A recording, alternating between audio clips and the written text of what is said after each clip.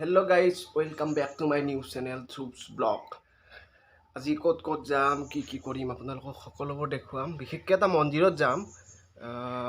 ওৰ মন্দিৰত যাম কি কৰিম সকলোবোৰ দেখুৱাম আপোনালোকে ভিডিঅ'টো চাই থাকিব শেষলৈকে এতিয়া আমি যাবলৈ যাত্ৰা আৰম্ভ কৰিম মই আৰু মোৰ ভাইটি ভাৰ্গৱ মেধি যাব সিও আহিছে সিয়াৰ লগতো আপোনালোকক চিনাকি কৰাই দিওঁ এইটোৱে ভাৰ্গৱ মেধি হেল্ল' ফ্ৰেণ্ডছ এতিয়া আমি যাম এতিয়া আমি গৈ আছো আপোনালোকে চাই থাকক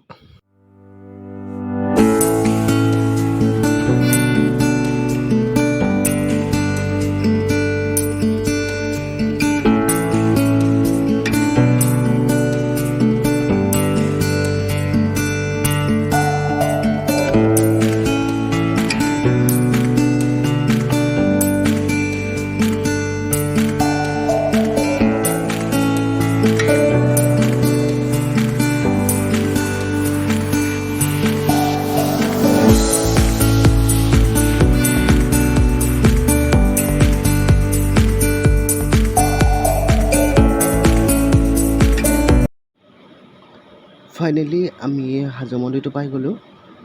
এতিয়া কাছক আৰু মাছক আদাৰ খুৱাই আমি মন্দিৰটোৰ ওপৰলৈ যাম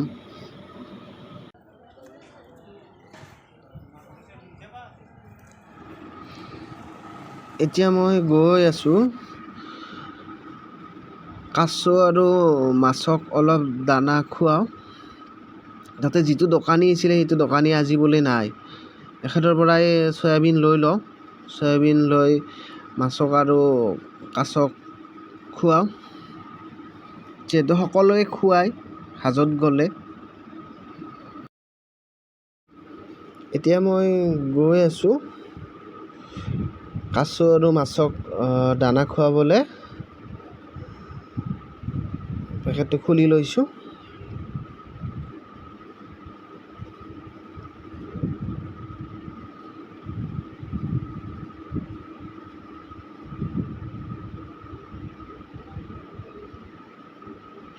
আপোনালোকে চাই থাকক মাছ পিছে দেখা নাপালোঁ কাছয়ে দেখা পালোঁ এতিয়া মই দানা দি আছোঁ সি ধুনীয়াকৈ ওপৰলৈ উঠি আহিব চাই থাকক আপোনালোকে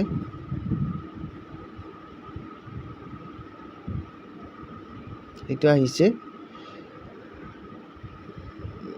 দুটা আহিছে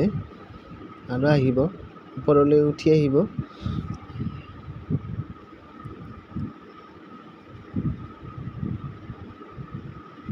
এটা সৰু কাছ আহিছে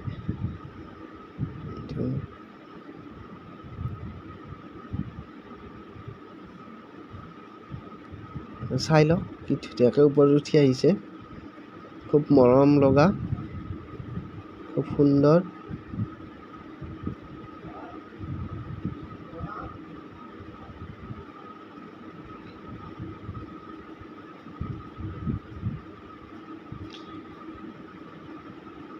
খুবেই ভাল লগা পৰিৱেশ ওপৰত উঠি আহিছে মাছ পিছে দেখা নাপালোঁ অকল কাছয়ে দেখা পালোঁ তাত গৈ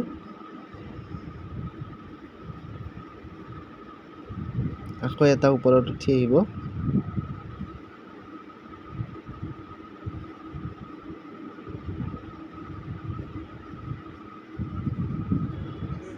হৈ গ'ল কাছ আৰু মাছক দানা খোৱা হৈ গ'ল এতিয়া আমি ওপৰত যাম আপোনালোকে ভিডিঅ'টো চাই থাকিব এতিয়া মন্দিৰৰ ভিতৰত যাম দাদাৰ পৰা চাকি ল'লোঁ ধূপ ল'লোঁ দাদা দেখাই দিব হয় এইটো ইয়াত মানে চাকি 5টা আৰু মালা 5টা তেনেকুৱা কৰি দিয়ে দাদা এই চাকিটো আৰু হেৰি লৈছে তেওঁ মন্দিৰৰ কাৰণে জ্বলাবৰ কাৰণে ঠিক আছে আমি এতিয়া মন্দিৰত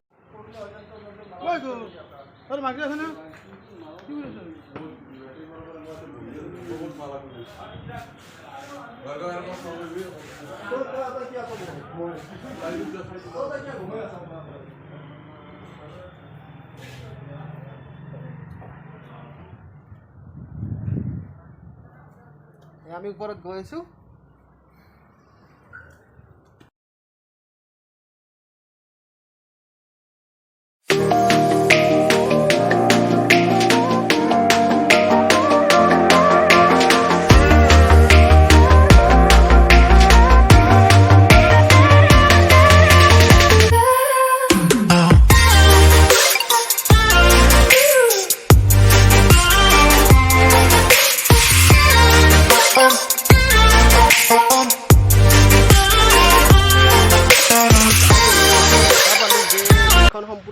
বন্ধ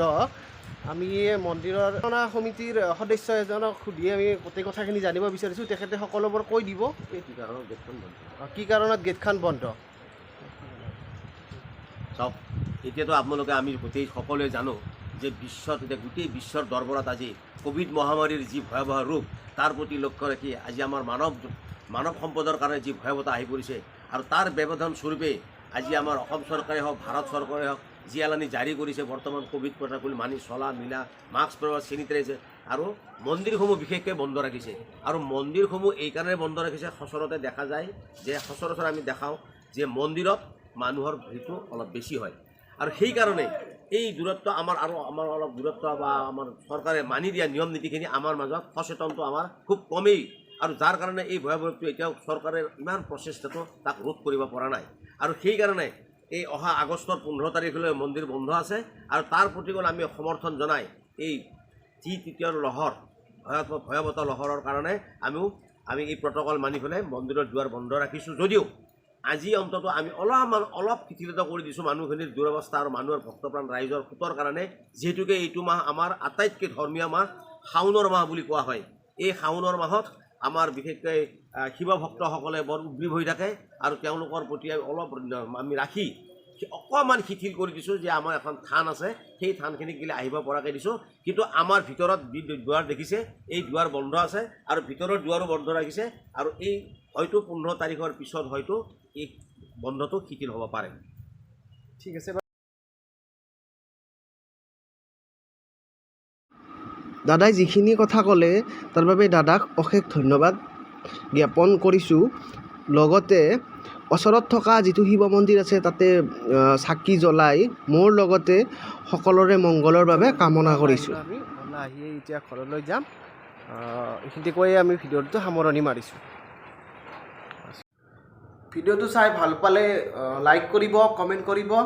লগতে শ্বেয়াৰ কৰিব আৰু ছাবস্ক্ৰাইব কৰিবলৈ নাপাহৰিব ধন্যবাদ